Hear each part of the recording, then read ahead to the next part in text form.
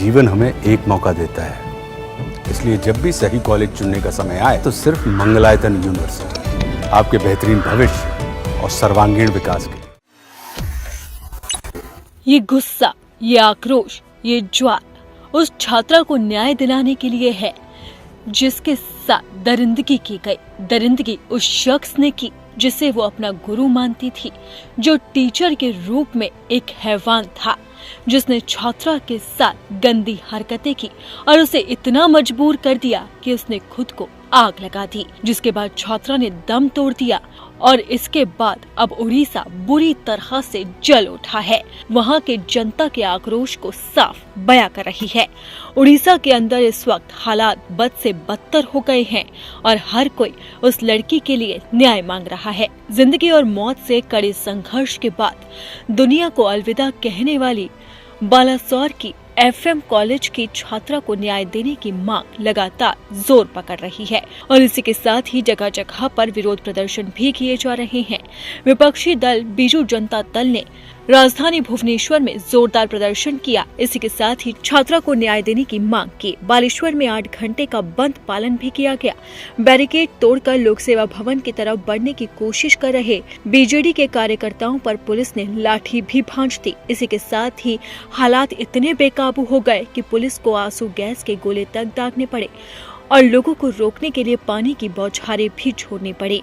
लेकिन ये आक्रोश है न्याय के लिए, इसीलिए लोग छात्रा के इंसाफ के लिए लगातार आवाज उठा रहे हैं।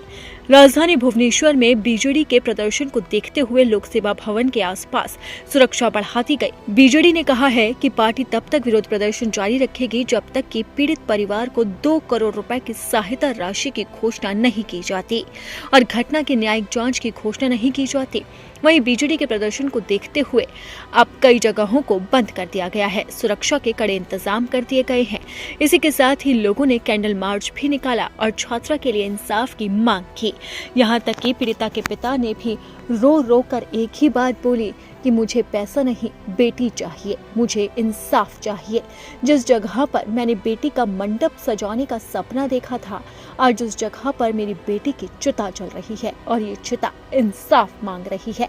अब पिता के आंसू थमने का नाम नहीं ले रहे हैं। परिवार वालों का रो रो कर बुरा हाल है और इस आक्रोश के अंदर उड़ीसा भी जल उठा है और लगातार मांग हो रही है उस एचओडी के खिलाफ जिसने उस लड़की के साथ हैवानियत की। आपको बता दें कि बालासोर में एक बीएड की सेकेंड ईयर छात्रा ने खुद को आग लगा ली थी क्योंकि वो अपने एचओडी से परेशान थी। एचओडी उसे परीक्षा में फेल करने की धमकी देता था और बार बार उसके साथ यौन शोषण करता था।